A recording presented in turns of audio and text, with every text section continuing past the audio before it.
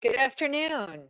I'm Kathy Wilson-Gold with the Office of Nutrition and Health Promotion Programs at the Administration for Community Living. It's 3 o'clock East Coast time, and it's time that we start our webinar. I'd like to welcome everyone to our fourth and final Thursday at 3 webinar. The title of today's webinar is Trifecta, Health and Well-Being. As you know, the intention of the Older Americans Act is much more than nutrition or delivery of a meal. The Act also includes socialization activities and focuses on the areas of health and well-being. All three must be fully addressed to ensure that older Americans live the highest quality of life. Last week, we discussed socialization and how critically important it is for our seniors to be with others, talking, laughing, and engaging. Every day, we need to have socialization top of mind. It's a crucial component of our seniors' health and well-being, which brings us to today's webinar. We've got a great program planned for you today, so let's get started. Next slide. Just a quick review of our agenda. Our speakers include Carmen Clutter. Carmen is a registered and licensed dietitian nutritionist. She is the Population Health and Nutrition Manager at the Ohio Department of Aging. Next will be Alexandra Bauman. Alex is a registered and licensed dietitian nutritionist, and she serves as the Health and Wellness Director at the Iowa Department of Aging. Also on our agenda for today, we'll have time for questions and answers at the end of our program. And we're honored to have Keri Lipperini, Director of the Office of Nutrition and Health Promotion Programs at the Administration for Community Living. She'll offer our closing comments. Next slide. Just quickly, our learning objectives for the webinar today will be to define health and well-being, including new challenges presented during the pandemic. We'll review health and well-being programs and the value of partnerships. And then we'll also discuss reaching and marketing to older Americans. Next slide. Just a few reminders. Questions should be held until the end of the presentations and placed in the Q&A box. Please don't type them in the chat box because we could miss them, and we definitely want to answer your questions. Additional questions may be submitted up to 1 week after the webinar. You can send your questions to Nicole Becerra, so nicole.becerra@acl.hhs.gov. Just write the presenter's name for whom the questions are intended in the subject line. Questions will be compiled for each speaker and sent to them for their response. And for anyone who requires a certificate of attendance, again, please direct all inquiries to Nicole Becerra. And if you haven't already done so, please mute your line. Next slide. Our first speaker is Carmen Clutter, as I mentioned, who is the Population Health and Nutrition Manager at the Ohio Aging. Carmen, take it away. Great, thank you, Kathy. My name is Carmen Clutter, and as Kathy mentioned, I serve as the Population Health and Nutrition Manager for the Ohio Department of Aging. And in my role, I provide administrative oversight of Ohio's Older Americans Act nutrition, health, and wellness programs, which include OAA Title 3C, D, and E. And I also serve as the statewide administrator for our federally and state-supported Senior Farmers Market Nutrition Program. So I'm honored to be with you here today.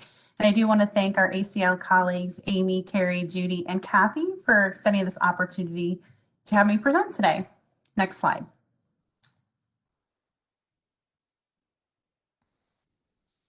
You go ahead and advance it to the next slide, please. So during my presentation today, I first will plan to discuss health and well-being implications for older Ohioans by first reviewing the summary assessment of older Ohioans. And this brief discussion We'll also highlight some challenges that have presented themselves during the pandemic. And then next, I'll explore just a few nutrition strategies that we leveraged here in Ohio to support older adults' health and well-being during the pandemic. And then finally, before I pass it back over, I will spend some time discussing where we see ourselves going and how we will continue to support and address health and well-being through our strategic action plan on aging. Next slide, please. So the summary assessment of older Ohioans was released in the early part of June 2020, and it really provided a great foundation to address health and well-being challenges and also identify those that presented themselves during the pandemic. So the summary assessment provides a comprehensive picture of the health and well-being of older Ohioans, and we used it to inform the development of the strategic action plan on aging, which I'm going to touch base on in just a little bit. So the summary assessment builds on two main data components. The first was primary data findings that we compiled during the development of our current state plan on aging, which is currently running, and it started 2019 and extends through 2022. And the second data component we used was analyzing a priority set of approximately 60 secondary measures. Next slide, please. So the data analysis in the summary assessment itself was really designed to answer two key questions. One, what are the biggest health and well-being strengths and then also challenges for older Ohioans? And then two, what factors that impact the health and well-being are most important for us to address? Next slide, please.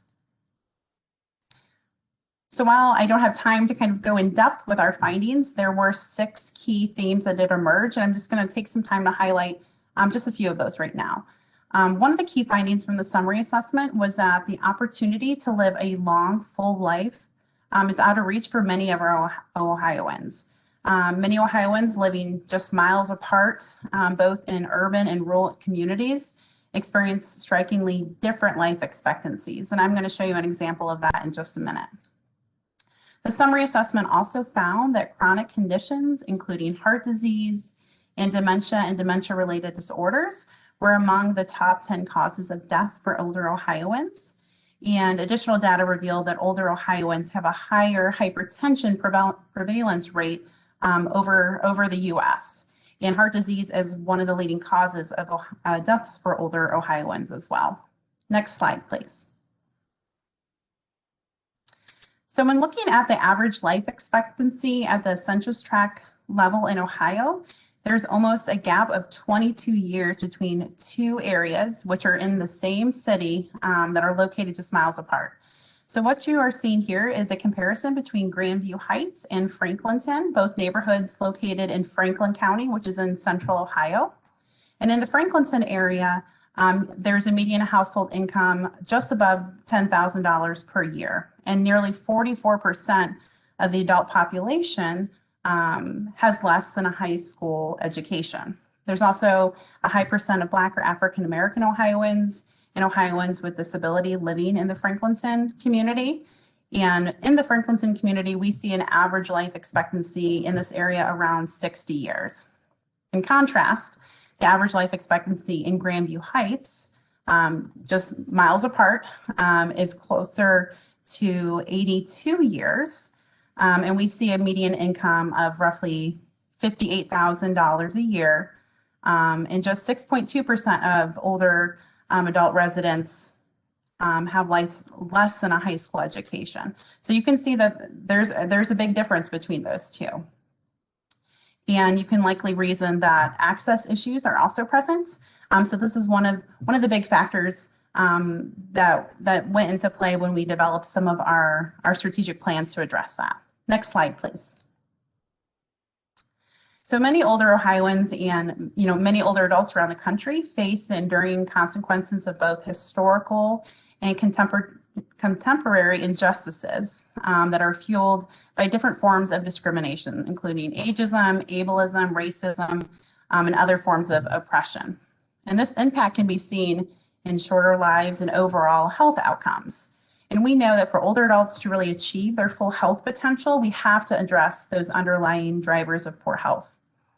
The health and well-being of older adults is impacted by the conditions in where they live and what their access to resources are. And the summary assessment really explores those strengths and the challenges across a variety of different factors. What you're seeing on the screen here shows different types of modifiable factors, which include clinical care, health behaviors, and social and economic physical environment factors. And we consider those our social drivers of health. And it's estimated that approximately 80% of these factors impact one's overall health. And they're contributed to community conditions and the opportunity to make healthy choices. So think of it as if you can't make a healthy choice unless you have the opportunity and access to healthy options to choose from.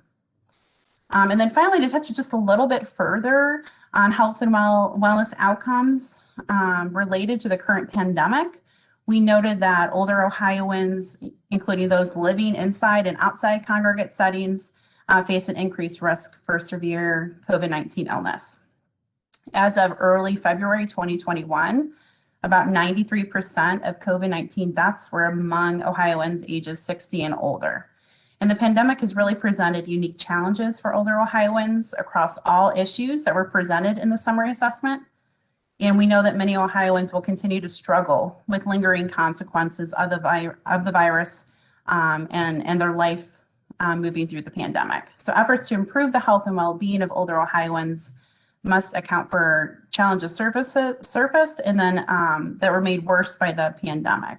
So together with our network of aging partners and the state support, we did implement some strategies to address these challenges the crisis presented. And many of these are highlighted through the summary assessment, and we saw many also increase because of the pandemic. So next I'm going to focus on just some specific nutrition strategies that we implemented as it relates to these drivers of health and wellness. Next slide, please. So next we'll review 4 of Ohio's nutrition-minded strategies that focus on supporting older Ohioans' nutrition needs. And these strategies included prioritizing essential services, launching Ohio's small business restaurant initiative called Staying Healthy. We'll discuss expanding grocery ordering and delivery services, and then finally some new approaches we took with Ohio's Senior Farmers Market Nutrition Program. Next slide, please. So early in the pandemic, one of many emergency response measures we implemented was guidelines related to prioritizing essential services for consumers receiving Older American Act services. So in Ohio, we use the WellSky Aging and Disability system for our reporting and data collection. And in early 2020, WellSky had extended the capability to assign a disaster priority level to every enrolled consumer. And so immediately thereafter, we provided guidelines to our AAAs that all consumers enrolled or actively being served by OAA essential services were required to be assigned a disaster priority level. And we identify these essential services as personal care, adult day services, assisted transportation, home delivered meals, and then care coordination. So for these consumers, either contracted service providers or care coordinators at the AAAs were required to assign either a high, medium, or low risk to those consumers. And in the guidelines we provided to our AAAs, we included examples of what those risk factors might look like. So a few examples of high-risk consumers included consumers who were medically fragile, perhaps geographically isolated, or they were living alone with limited or no supports. And a few examples of consumers who may be identified as low risk included those individuals who were living with family, or perhaps they were living alone, but they had dependable social support. Next slide, please. One of the next strategies we took was launching Ohio's Small Business Restaurant Initiative, which we called Staying Healthy. And this was funded through the CARES Act support. Before I share too much, I do want to give some credit to Lacey from Tennessee's Commission on Aging and Disability. We met with Lacey and she shared Tennessee's innovative approach to a very similar partnership with restaurants. And it was very helpful for us as we kind of built Ohio's model. So a portion of the CARES Act funds were appropriated to support Ohio's small business restaurant initiative, Staying Healthy, and it provided restaurant-produced meals to homebound older adults. It was an opportunity to both spur local investment in the economic sector and increase small business restaurant investment, but also help us solve for the increased demand of home-delivered meals. So these participating restaurants would produce the meal, and then they would coordinate the meal delivery to enrolled older adults. Delivered meals could include hot, cold, or frozen. They could be served for any meal, breakfast, lunch, or dinner, and they were encouraged to continue meeting the recommended reference intakes or the DGAs, just so we made sure we were still providing healthy meals for the consumer. So the AAAs were able to kind of administer this initiative in a variety of ways, and we allowed AAAs and encouraged them to customize the support that local restaurants provided, really based on the needs in their planning and service area. Next slide, please.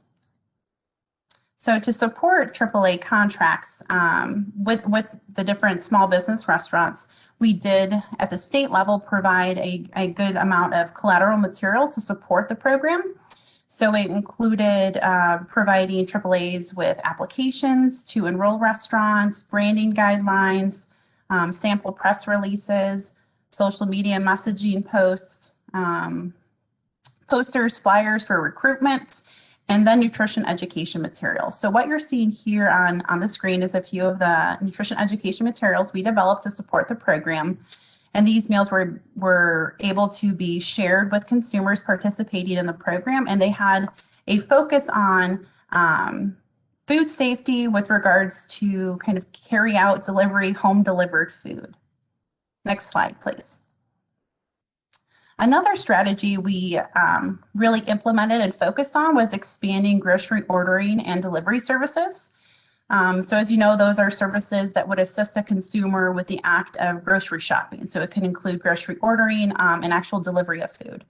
And we found this to be a service that was an opportunity to really enhance and expand during the pandemic, a good opportunity to address food insecurity and food access concerns, as we found more older Ohioans were beginning to shelter in place due to some of the statewide orders to remain at home that came out early in the pandemic.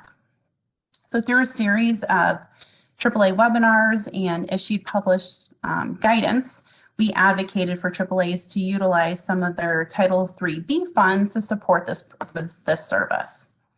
So in addition, we also allow AAAs to modify and have some flexibility with some of their contracting with our current OA providers. So if there were current service providers that they were interested in adding this service to their current contract, they could do so without the need to rebid. And we found that to be a really great opportunity to quickly expand this service and begin offering it to older adults. Next slide, please. And then finally, one more approach we took was to expanding food access through our Senior Farmers Market Nutrition Program. In a traditional model for our Senior Farmers Market program, for those that are not familiar with it, an older adult would shop at a local farmers market or farm stand. We kind of changed that up a little bit. We had that traditional approach, but we also implemented some bulk purchasing programs throughout the state in which agencies would actually directly contract with farmers and purchase bulk amount of produce up front and then coordinate delivery either through a central distribution point or through some type of home delivery network. So we encouraged our agencies, our contracted partners, to really explore the option of bulk purchasing, and many of them did.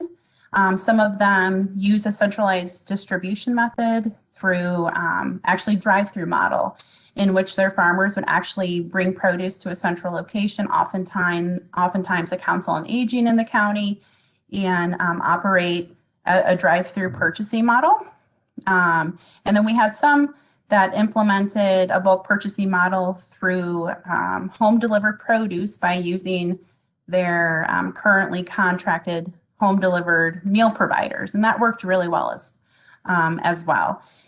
So just being a little bit more innovative in our approaches to making sure we were still serving the need, meeting the need, and extending food access during the pandemic was really important.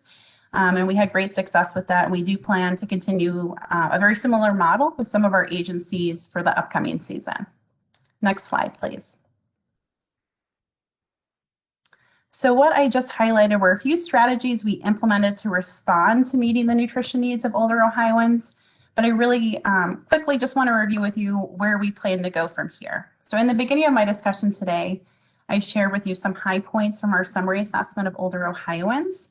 And one of the key components of the summary assessment was really setting the stage for Ohio's Strategic Action Plan on Aging, or what you'll hear me call the SAPA from this point forward. So the SAPA is a prioritized plan to advance elder justice and equity, and also achieve optimal health and well-being for older Ohioans.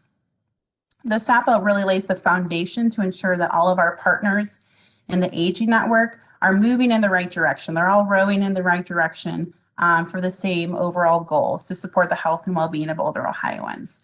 The SAPA works cohesively with our state plan on aging and helps to provide a framework to advance stakeholder engagement and different strategies. Next slide, please. So here you can see our goal and our vision of the SAPA. So the SAPA's goal is that all Ohioans live longer, healthier lives with dignity and autonomy, and disparities and inequities are eliminated. So the SAPA is really rooted in supporting and uplifting older adult health and well-being across the state, and does call on a network of partners and cross collaboration of strategies. We want Ohio to be the best place to age in the nation. And this really means that we need to ensure that our older Ohioans live longer and they have more healthy and more active years. So the SAPA provides a roadmap for public, private sectors to work towards this goal through prioritizing issues. We're going to track our progress, and then highlighting opportunities to advance equity and elder justice, and also provides a plan of action to support evidence-informed strategies, and also information about resources that have been shown to improve health and wellness outcomes. Next slide. So while the SAPA includes many different strategies, one I wanted to share quickly with you today is our nutrition strategy. And these strategies, specifically the nutrition strategy, really works to support access to healthy foods and improve nutrition, which we know are so important to eliminate health disparities and then improve the overall health and wellness of older Ohioans.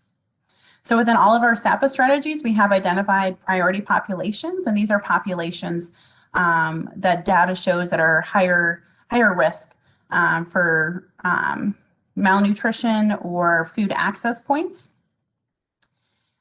We know that these priority populations are more likely to live in food deserts or have other barriers such as transportation to accessing healthy foods. So the SAPA nutrition strategy section focuses on strengthening outreach and advocacy for federal food assistance programs, expanding retail-based supports and incentives, advocating for healthy eating incentives, perhaps through some of our produce programs, and then implementing malnutrition prevention and treatment programs, which could include expanding some of our nutrition programs or congregate meal programs, our home delivered meal programs, and then increasing malnutrition assessments and treatment. Next slide. So with all of our strategies, we will also be measuring the impact that we have and the outcome of these strategies by closely reviewing indicators of success. So within the nutrition space, we established 3 indicators based on the availability of data measures. What you're seeing here is one of our indicators, which is unintentional weight loss. And it's reported through Ohio's Behavioral Risk Factor Surveillance System, the BRFIS, if you're familiar with that. We're also looking at data related to the consumption of fruit and the consumption of vegetables too. So we plan to track these indicators over the next several years to monitor our progress through hopefully to improving healthy behaviors, improving overall nutrition, seeing an uptick in the health and wellness of older Ohioans. So that's kind of where we're going and how we plan to move forward in the years to come. So while my time here is pretty limited today, I encourage you and welcome you to review both Ohio's summary assessments and our strategic action plan on aging to learn a little bit more about our investment and the goals that we're making here in Ohio to make sure we are a good place for older adults to age and support their needs for health and wellness opportunities. And with that, I will pass it back over. Thank you, Carmen. That was very informative. I loved learning about what you were doing in Ohio. Very, very good information. Our next speaker is up, and she is Alex Bauman. I mentioned earlier, she is the Health and Wellness Director at the Ohio Department of Aging. Alex, take it away. Thank you so much, Kathy. And it was so nice hearing from Carmen and Ohio. And my name's Alex. I'm at the Iowa Department on Aging. Next slide, please. So today we'll be focusing on health and well-being programs, value of partnerships, reaching and marketing to older Americans. Next slide. And our objectives will be to identify 6 barriers to innovations in Older Americans Act nutrition services, prioritize partnerships and project planning, and learn about specific projects Iowa used to address gaps in service during and beyond the COVID-19 pandemic. Next slide. So I'll start with a little bit of background and how we got here. So Iowa started a deeper dive into innovating our nutrition services in 2017, in particular Congregate nutrition, as a result of the decline in participation. So as most of you know, Congregate meal participation is declining, and it's a nationwide trend. This graph shows Iowa's statewide participation in Congregate nutrition programs between 2010 to 2019.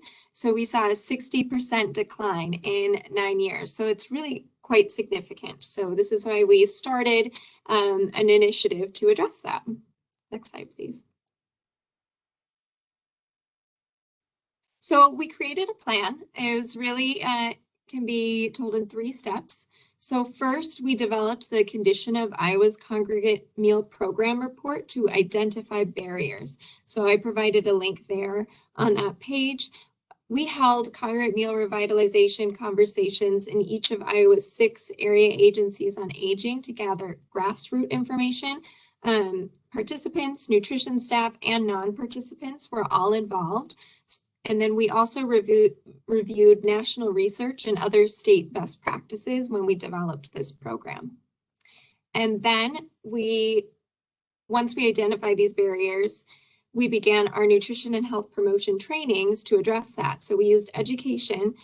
In Iowa, our state unit on aging hosts a semi-annual work group and now a quarterly work group with our 6 area agency on aging nutrition directors. And we used the barriers to build new knowledge about what we can do to address the decline in congregate nutrition participation. And then lastly, we created a Congregate Nutrition Revitalization Action Plan to begin addressing these barriers through the implementation of mini grants, applying for larger innovation in nutrition grants and ACL, and creating best practice guides to encourage a statewide rollout of these innovations. Next slide. And I want to know, with all of our projects, we were constantly looking back at the purpose of the Older Americans Act nutrition programs. So we're constantly reevaluating and checking in to make sure we're meeting the health and wellness goals of the Older Americans Act, which is really threefold: reducing hunger, food insecurity, and malnutrition, promoting socialization of older individuals, and promoting health and well-being with access to nutrition and health promotion, disease prevention services to delay the onset of chronic conditions. Next slide. And we also use data from the 2018 National Survey of Older Americans Act participants. It shows that 80% of congregate nutrition participants say they eat healthier because of the meal program, and 90% of home-delivered nutrition participants reported that the program helped them live independently and remain in their home. Next slide. And if you haven't reviewed, this is a 2015 document, so it's a few years older, but I really highly encourage you to do so because I always refer back to it, and it's the OAA Did You Know? This quote here really influenced me in particular, and it's the Older Americans Act nutrition program is not simply a feeding program or a meal program, it's more than a meal. Meals are definitely part of the program, but we look at providing socialization, health, nutrition education. So providing unhealthy food does not improve health, and providing unappetizing food that no one will eat also does not improve health or reduce hunger. So we need to provide healthy foods that are appetizing. Next slide, please. So when I talked about this barriers identified during our condition of congregate meals report, we found really 6 major barriers. One was the nutrition requirements. We were hearing a lot of difficulties in meeting Iowa's nutrition requirements. So we took a look back to make sure we weren't making our requirements any more strict than the dietary guidelines or the dietary reference intakes required. So we eliminated some unnecessary requirements. We allowed 2 methods of nutrition compliance using both an electronic weekly average analysis software and then also a MyPlate style guide for menu planning. And then we also purchased a statewide nutrition analysis software for all of our area agencies to use so that they could share menus and menu ideas and cut down on the amount of work to analyze those menus. And then next, we realized the menus were a barrier. Just because there's a meal to eat doesn't mean people will eat it. And we know we were serving 2 largely different generations of older adults, so our meals really had to reflect that. We know in our state, we have almost double the amount of baby boomers age 60 to 75 versus those age 75 plus. However, our current participants were only making about 39% of those were age 60 to 74. And we also saw the research that the age 60 to 74 had higher rates of food insecurity. So it was really a big gap to fill, and we found choices was going to make the biggest change here. So providing multiple meal options, providing choices to meet both that liver and onion and meatloaf and mashed potatoes that older adults enjoy, as well as lighter options like sandwich, soup, and salads. And then the environment. So again, just because there's a space where a meal is provided does not mean people will attend that meal. So we focused on transitioning to more attractive spaces. So moving from a church basement style to a cafe style.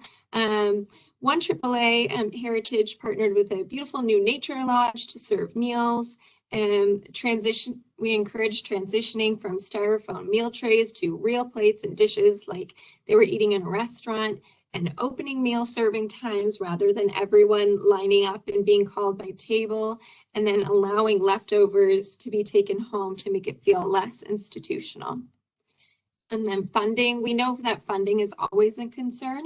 With this, we really emphasize partnership building, building partnerships with local businesses in the county and city, and increasing awareness with their local governments seem to be very successful. So Heritage AAA gained amazing support from their local mayor, who gave them free advertising, public spaces, visited their grand opening events to provide that publicity for them.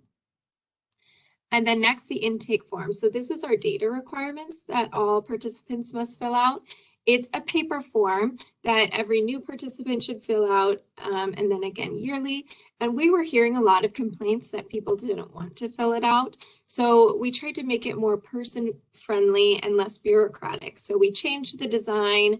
We reworded some of the aspects of the income questions to make it less targeted while we're still getting the information we needed.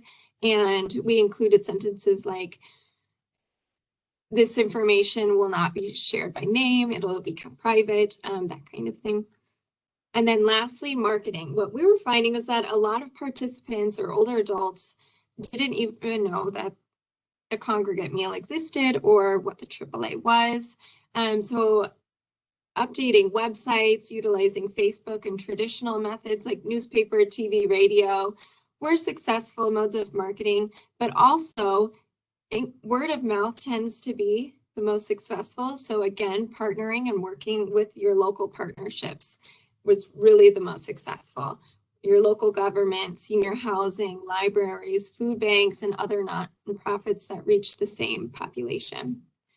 So when the pandemic hit a year ago, we were in the process of implementing all 6 of these. Even though it was geared towards congregate participation, the same tactics to increase the attractiveness of the program applied to carry out and to-go meals too. People just want something that appears to be high quality. So the higher quality the program, the higher participation we receive. Next slide.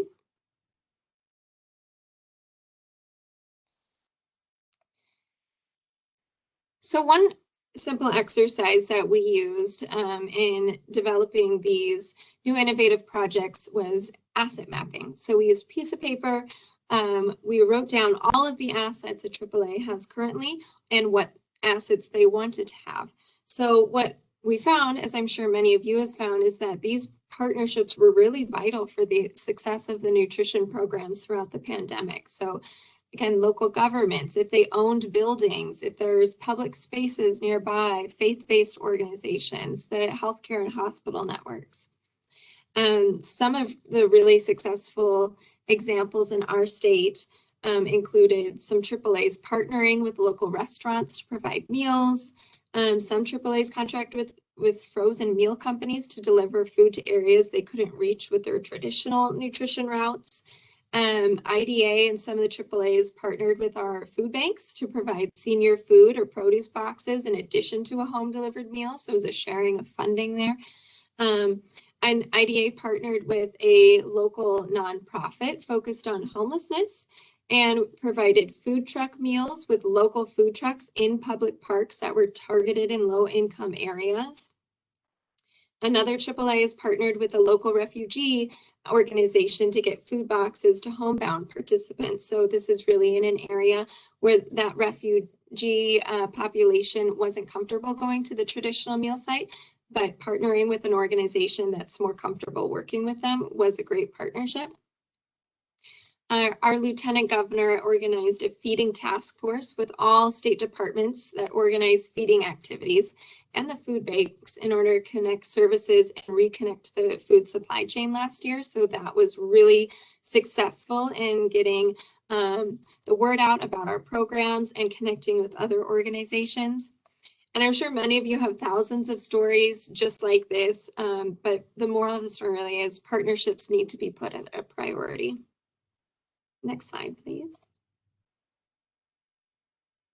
So here's what we're doing now. IDA received the 2020 ACL Innovations in Nutrition Grant, and we partnered with the Elderbridge Area Agency on Aging in Northwest Iowa to pilot a restaurant voucher program in 16 targeted rural counties.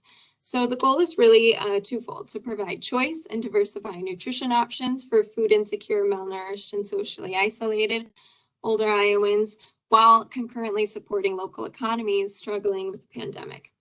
We really also wanted to target minority areas and ethnically diverse restaurants. So the Iowa Cafe was born. We used all 6 of the, I'll call it the pie chart, the 6 barriers that we addressed to work towards the project. So it has an attractive name. It's not called a congregate meal. It's called the Iowa Cafe. Has an attractive environment within their local restaurant or cafe or food truck or grocery store that might serve hot and cold food options.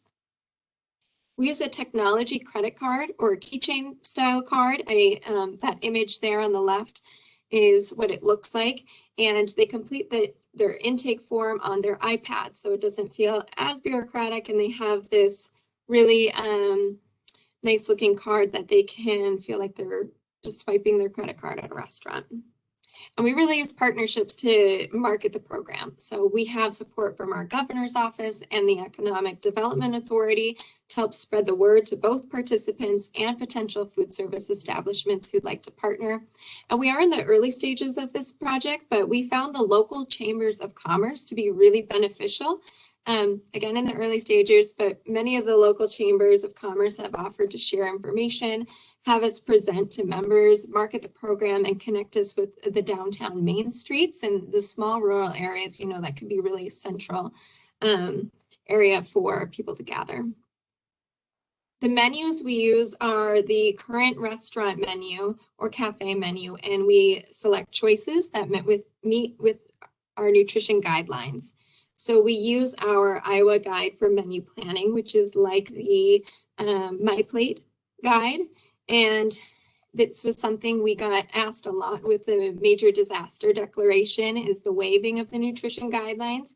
So yes, they are waived. However, we encourage our AAAs to still use the guidelines and to provide nutritious meals, because good nutrition is really so important during this time. It's so important for keeping healthy and strong immune systems. And all of our AAAs have wanted to continue providing nutritious meals too. So using the restaurants has not been a problem, because we contracted with a dietitian to help analyze these menus and choose many different options that fit within the guidelines. So on the right is an example of one restaurant. As you can see, there's a lot of different menu options to choose from. So older adults don't feel like they're getting a subpar menu. And we really want this to be sustainable. So everyone wants to set this up sustainably. So setting up our menus to fit the guidelines now seem to be the best option. And participants will be in very frequent contact with the AAAs to be screened and referred to other health programs. We ask the question, are you interested in other services, when they fill out our registration form? And we also screen for food insecurity and high nutrition risk. And we look at that on a monthly basis to refer them to nutrition counseling, evidence-based programs, and then all participants are offered nutrition education monthly. We partner with our Iowa State University Extension to help us develop nutrition education, and our Department of Public Health has a Fresh Conversations program that's delivered virtually now, which has been great. They use dietitians, and there's evidence to back that up too. So really the goal of the whole program is to increase quality of the services and increase the quality of the life. And we're really excited too that the AAAs are utilizing some of our emergency funding to expand this project statewide. So once we've developed this guide, we shared it with all 6 AAAs, and it's now going to be extended past those 16 grant counties to the entire state. And next slide.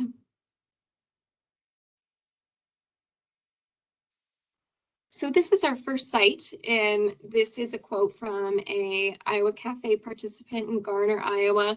We had 40 participants sign up it's a rural Iowa town in the first 2 weeks of launch. So that's really a win for us. And this was one participant who wanted to stop by and make a contribution. And he had said, I don't know what we did to deserve these meals. We're so happy to get these and enjoy them. So we just love hearing that it's making a difference in people's lives. Next slide. So what's next? We're working on expanding this in our Encore Cafe Express model statewide. We're working with local and state partners to continue marketing this and strengthening partnerships to address health and well-being. And we wanted to challenge everyone to help think outside the box when it comes to meeting the health and wellness needs of older Iowans. It's hard to change processes. We know it's hard to change processes that have been in place for decades. And we're still trying to do that right along with you. When we started this journey, we asked each other, if you had unlimited funding, what would you do? So when we asked that out of the box question, we figured out what we would need to make those crazy ideas a reality. So I would just ask yourself, ask your coworkers that same question, and maybe you could put it in the chat box too and share it with us, share different ideas that you have. So if you had unlimited funding and there weren't any barriers, what would you do to deliver Older Americans Act nutrition programs in really a bigger, bolder way? Next slide, please. So I'll pass it back to Kathy for any questions. Thanks, Alex. Great presentation. Loved hearing about the Iowa Cafe. This is the portion of our presentation where you get to participate and ask questions. I do see some questions are already in the chat box. Let me just move to those. Okay, there's one that just popped up. So give me just a moment. I had a question in there and I may have to call.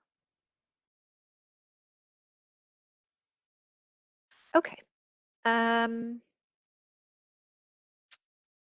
Here's a question. And this can be either for Alex or Carmen or both. Are there meals available for people with diet restriction, for example, diabetes, hypertension, or ethnic diversity, for example, vegetarians too?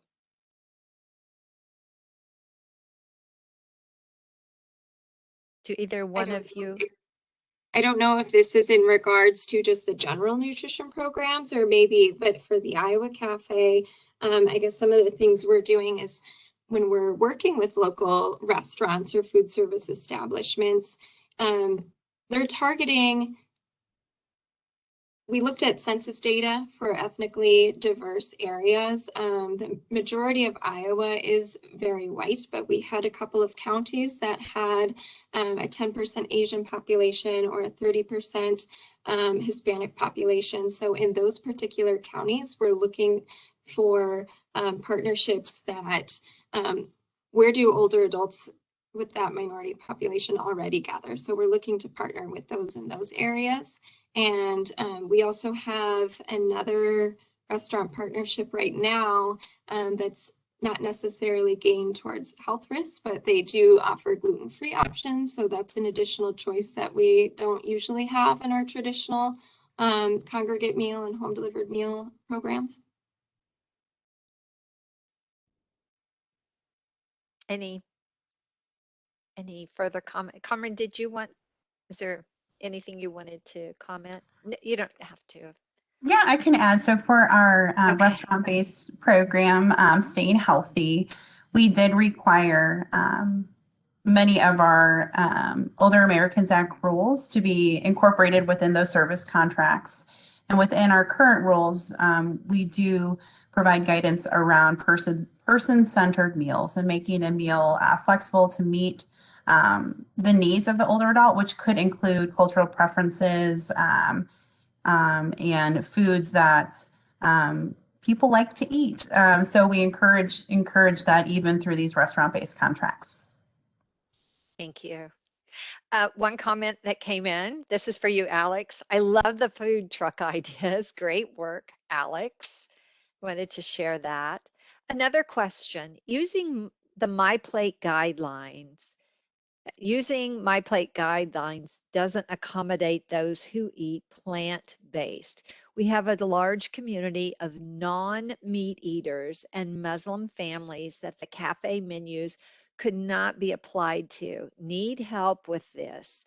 More states should be implementing more plant-based options and don't include animal products or even faux meats. That don't include animal products or even faux meats.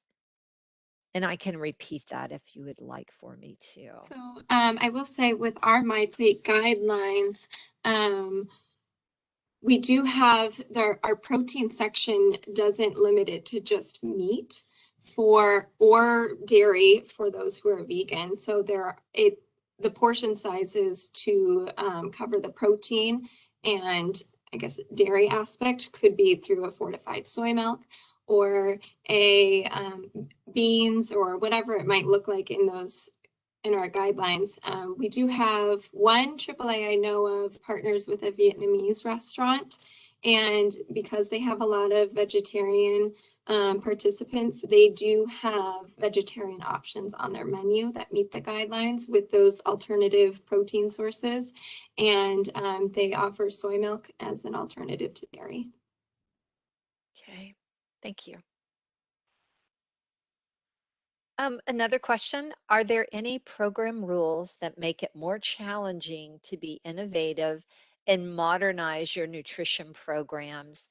And do you feel like you have all the flexibilities that you need? And do you wish any program guidelines would change? So there are actually 3 parts, and I'm happy to restate. So I can speak a little bit on that from Ohio. So in Ohio, we of course follow the Older Americans Act, regulation, but we do have other Ohio administrative codes that further define requirements for the Older Americans Act nutrition program. And I would say I don't find them too prescriptive, but there's definitely opportunity to think outside the box and to be a little bit more innovative in the approach. So we haven't found anything yet through some of the strategies that we implemented that these rules or the federal requirements have limited kind of our brainstorm effort of what we'd like to see in this space.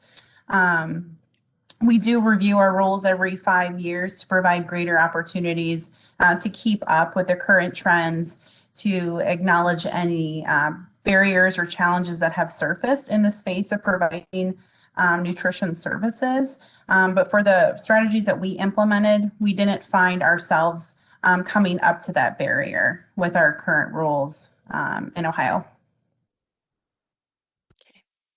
Yeah, and I would just, I agree with Carmen. I think that when we started, the 6-level pie chart, when we started our research, we had looked at what the barriers were, and we asked ourselves, well, are any of these barriers things that we're implementing that are stopping others from really being innovative? So we looked at those, just like Carmen had said, and tried to make it least restrictive as possible, because we know the Older Americans Act is really a pretty flexible and open act that's aimed to meet the needs of older adults. Okay. Another question for Alex. Do you find the difference between rural areas? I'm sorry. Let me try this again. Do you find a difference between rural areas and urban areas in regards to implementation of partnerships and barriers addressed? Yes, there's definitely a difference between rural and urban areas. I think we went about doing this Congregate Nutrition or Nutrition Innovations project. We recognize that rural and urban are unique areas, and they have different needs, so they would need to be addressed differently. Senior centers in some areas were really thriving and they were not in others. So that's how we find that working with the local partners, since they're the real expert, has made a big difference. And it might be that if you, let's say you're working with a restaurant partnership in a rural area, you might have one local restaurant that you'd be able to partnership, or maybe just a general store, and that's it in that area. But in an urban area, you have a more established nonprofit that can partner with 10 to 12 food trucks like we found. So it's definitely catered to each area, and we work closely with the area agencies, and they work closely with their local partners to make sure they're constantly meeting the needs of urban versus rural. But just a lot of communication. Great, thank you. Alex, here's another question. Would you be willing to share the more attractive intake diner form? Yes, I can definitely do that. I can send that to you, Kathy. Share. Great. And there is a question.